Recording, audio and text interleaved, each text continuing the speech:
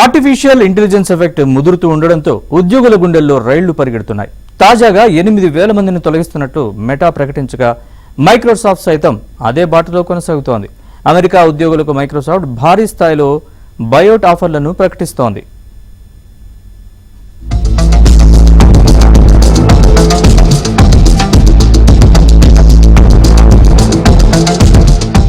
ప్రపంచవ్యాప్తంగా సాఫ్ట్వేర్ రంగంలో మరోసారి లేఆఫ్స్ ప్రకంపనలు భయపెడుతున్నాయి. వేలాది ఉద్యోగాలను ఏఐ మింగేస్తోంది.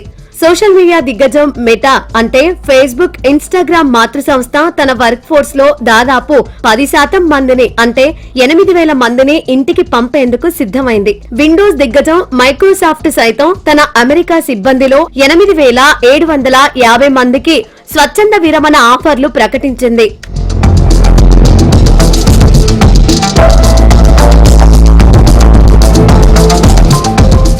పునర్వ్యవస్థీకరణలో భాగంగా ఉద్యోగులను తొలగిస్తున్నట్లు మెటా వెల్లడించింది. కేవలం 8,000 మందిని తొలగించడమే కాకుండా ఖాళీగా ఉన్న మరో 6,000 పోస్టులను కూడా భర్తీ చేయకూడదని సంస్థ నిర్ణయించింది. మేనేజ్మెంట్ స్థాయిలో కొన్ని అంచెలను తగ్గించి సాంకేతిక, ఇంజనీరింగ్ విభాగాలకు పెద్దపీట వేయడమే మెటా వ్యూహం. ఈ కోతలకు ప్రధాన కారణం ఏఐ కోసం పెడుతున్న భారీ పెట్టుబడులే. 2026 నాటికి మెటా వ్యయాలు అక్షరాల $169 బిలియన్ అంటే దాదాపు 14 లక్షల కోట్లకు చేరుతాయని అంచనా. ఏఐ మౌలిక సదుపాయాల కల్పనతో పాటు ఈ రంగంలో నిపుణులైన వారికి భారీ జీతాలు చెల్లించాల్సి వస్తూ ఉండటంతో సాధారణ సిబ్బందిపై సంస్థ వేటు వేస్తోంది.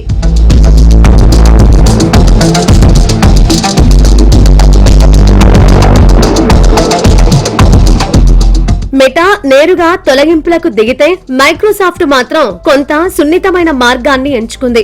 అమెరికాలో పనిచేస్తున్న దాదాపు 7% మంది సిబ్బందికి సంస్థే స్వచ్ఛందంగా తప్పుకునే వెసులుబాటు కల్పిస్తోంది. మారిన మార్కెట్ పరిస్థితులకు అనుగుణంగా సంస్థను సిద్ధం చేసేందుకు ఈ మార్పులు తప్పనిసరని తెలిపింది. సాధారణంగా అమెరికాలో జరిగే ఇలాంటి భారీ మార్పులు భారత ఐటీ రంగాన్ని, ముఖ్యంగా హైదరాబాద్, బెంగళూరులోని టెక్ హబ్బులను ప్రభావితం చేస్తాయి. ఏఐ టూల్స్ అందుబాటులోకి రావడంతో గతంలో పెద్ద టీమ్స్ చేయాల్సిన పనులను ఇప్పుడు చిన్న బృందాలే పూర్తి చేస్తున్నాయి. సంస్థలు ఇప్పుడు తక్కువ మందితో ఎక్కువ ఉత్పాదకతను ఆశిస్తున్నాయి.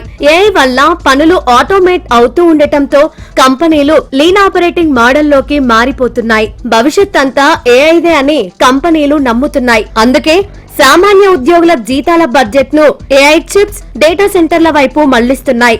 నైపుణ్యాలను ఎప్పటికప్పుడు మెరుగుపరుచుకోకపోతే సాఫ్ట్వేర్ రంగంలో మనుగడ కష్టమని ఈ పరిణామాలు హెచ్చరిస్తున్నాయి.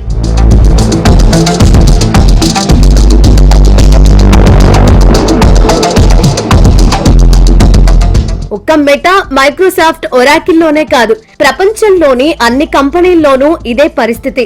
చిన్న కంపెనీలు సైతం ఉద్యోగులను తొలగిస్తున్నాయి. పెద్దగా ఉద్యోగులను తీసుకోవడం లేదు. ఈ పరిణామాలు భారత్లో స్థిరాస్తి రంగంపై ప్రభావం చూపిస్తున్నాయి. ఉపాధి కోల్పోయే ప్రమాదం ఉండటంతో ఇళ్లు కొనుగోలు చేసేవారు ఆచితూచి జాగ్రత్తగా వ్యవహరిస్తున్నారు. ఐటీ హబ్బులుగా పేరుగాంచిన హైదరాబాద్, బెంగళూరు, పూణే వంటి నగరాలపై ఈ ప్రభావం అధికంగా ఉందని కన్సల్టెన్సీలు చెబుతున్నాయి. దేశంలో ఇళ్ల విక్రయాలు భారీగా తగ్గాయి. 2026 మొదటి త్రైమాసికంలో దేశంలోని 8 ప్రధాన నగరాల్లో ఇళ్ల అమ్మకాలు ఇయర్ ఆన్ ఇయర్ ప్రాతిపాదికన చూసుకుంటే 4% తగ్గింది. కొత్తగా నిర్మాణం పూర్తయిన ఇళ్ల విక్రయాలు సైతం 2% తగ్గాయి. కరోనా మహమ్మారి తరువాత పుంజుకున్న స్థిరాస్తి రంగం మళ్లీ ఇప్పుడు మందగమనాన్ని ఎదుర్కొంటోందని నైట్ ర్యాంక్ ఇండియా నివేదికలోని గణాంకాలు వెల్లడించాయి. ఢిల్లీ, పూణే మార్కెట్ మరీ బలహీనంగా ఉంది. హైదరాబాద్ లాంటి నగరాల్లో లగ్జరీ గూడ్స్ అమ్మకాలు సైతం తగ్గాయి.